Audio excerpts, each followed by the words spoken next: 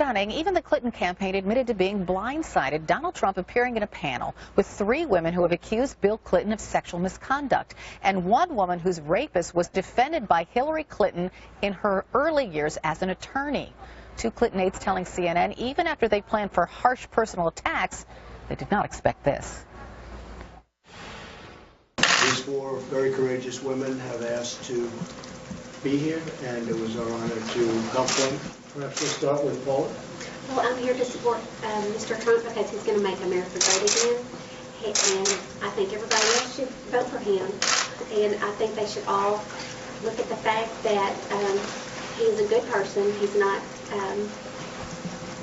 what other people have been saying he's been, like Hillary.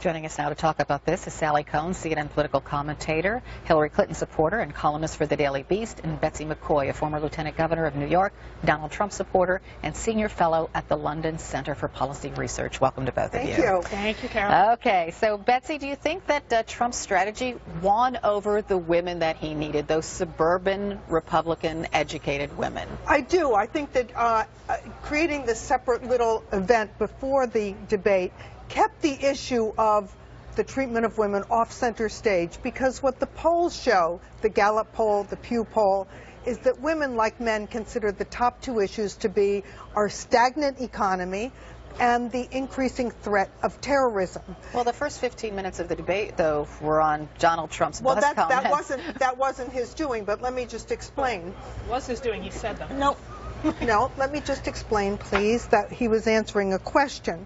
But Mrs. Clinton isn't running on jump-starting the economy or addressing the threats of ISIS, because her party has failed on both those issues. So she has turned the debate to a debate over political correctness. That is the theme of her campaign, the speech police. Political correctness? Yes, let me just finish. She has said she's going to make sure that men talk respectfully to women, that whites are taught to show more humility in the presence of blacks, that chubby beauty queens won't be fat shamed, that illegal immigrants will feel welcome, and that people who disagree with her will be labeled bigots, racists, homophobes, xenophobes, and all those other deplorable names. So just let me get it straight. So you're okay with Donald Trump, with all the stuff he said on the bus, because as he said last night, it's just locker room talk. Let me point out, I'm going to forcibly he addressed that anyone. issue. It is locker room banter. But it's okay, because it's not politically correct. It wasn't okay, but he measured it against the really big issues we're facing, such as Christians being beheaded or drowned in steel cages, people unable to find work because our economy is growing at a meager 1.2%. Okay, we got it. So, Sally, your thoughts?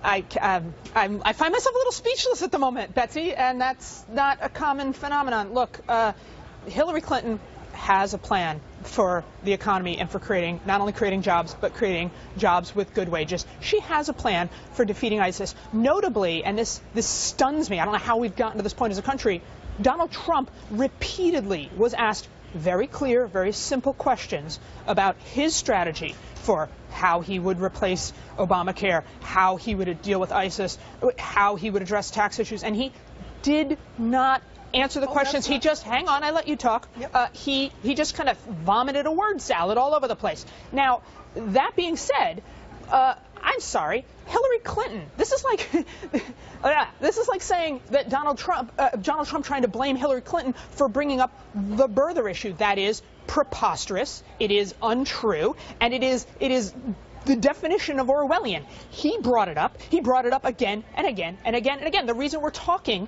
about the sexual assault of women and misogyny in general, as well as discrimination and prejudice and hate in this campaign, is because of Donald Trump. Because he keeps bringing it up, because he keeps doing and saying things that are beyond the pale. Let's go back to the core issue, because women don't like how Donald Trump talks about women. How he treats them, not just talks, treats. No, they don't. That's why they're not on his side at the moment, especially those suburban, educated.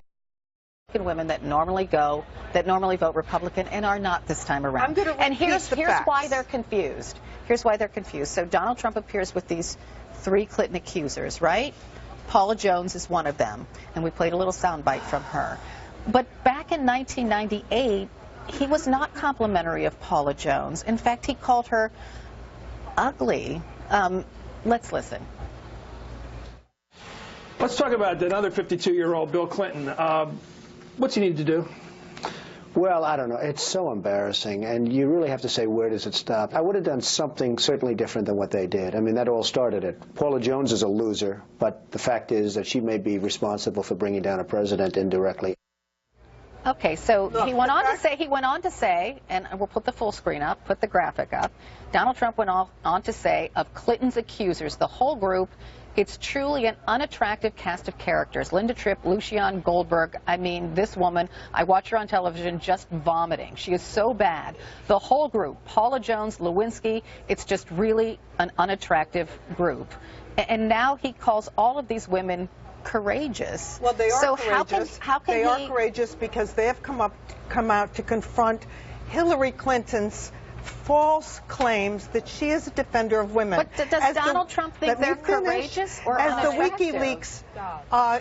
As the WikiLeaks information showed on Friday, Hillary Clinton has 2 personas, the public persona and the private persona. Those are her own words, and she is a defender of women only when it serves her politically. But Donald Trump's message to America, first of all, let me just start by clarifying, because it just doesn't seem to be clear to Betsy or to the media, that Bill Clinton is not running for president. Just let's get that clear first.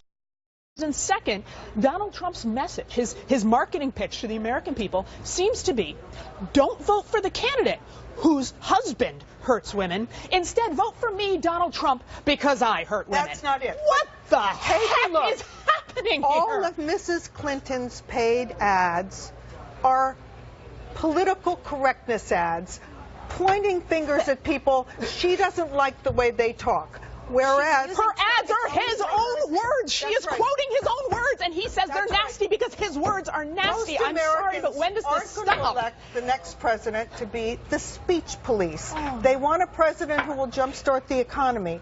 Americans are earning less now than they did in 2007. It's not an issue of how people talk. We want a president who will get the job done. I would agree with you, except it is running on a issue failed women record. object to the way he talks about women. Let me point out, as I did at the beginning of this panel, just a moment, dear. Let me point out, as I did at the beginning of this panel, that the number 1 and 2 issues for women, as well as for men, are the economy and terrorism. And Mrs. Clinton has a failed record. She represents the status quo, not change. Okay, so Sally, then why is Donald Trump losing 15 points among women? First of all, Donald Trump, it's not just Donald Trump's words. He bragged about forcing himself on women. He bragged about sexual assault. And by the way, if we want to talk about accusers, there are women who have stepped forward repeatedly. There are active lawsuits to back up those claims, not just words. Let's stop trivializing. Let's just stop trivializing it as words. We're talking about his actions, and his actions aren't just offensive, they're criminal. They're words spoken on this bus were locker room banter. I don't find it attractive. I'm the mother of 3 daughters and 2 granddaughters. But the fact is, Donald Trump apologized and then moved on to issues. Would the father of your children talk that way in the locker room? I think many men talk that way. Not a single one I know. I have no idea. Really? But You don't know who you married? Well, I haven't been married to him in many years. So the fact is, let me point out that this election should not be about the speech police and political correctness. Then he should stop saying offensive things. Well, then stop right now. Stop insulting Mexicans and stop insulting Muslims and stop insulting women and stop insulting black people. And Hillary Clinton should stop insulting all the Americans she calls deplorables and unredeemables. So let's equate her one statement for which she apologized with the It's not one statement. Take a look at her paid ads. They're all an insult to Americans. She tells Americans that they're systemically racist.